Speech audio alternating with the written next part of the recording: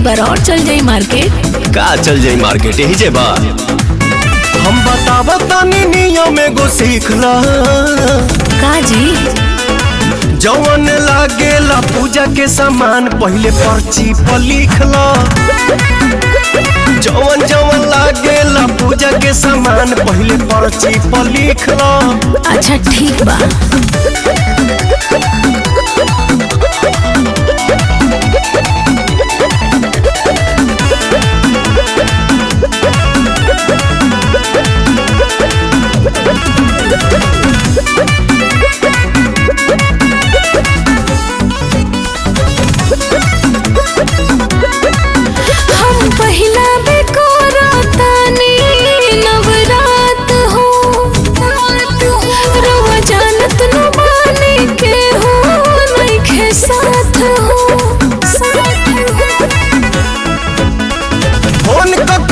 जानकारी कर हो काका लागेला सामग्री तैयारी कर हो या तनी घटल बढ़ल ठीक से परीखला।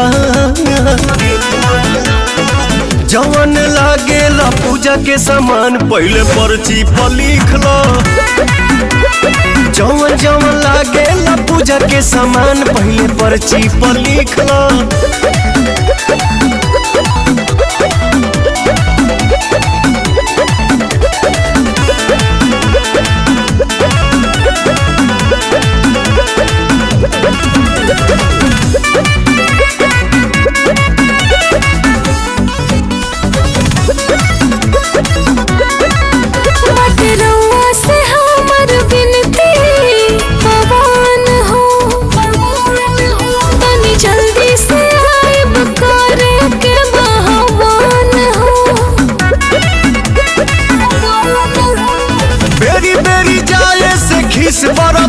बाकी भक्ति के दिल में एगो दीप जरता। दुर्गा माई से बुद्धि के भीखला।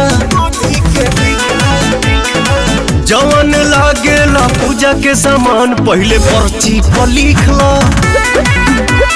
जवन जवन लागेला पूजा के सामान पहले पर्ची पर लिखला। पर्ची पर लिखला। पर्ची पर लिखला।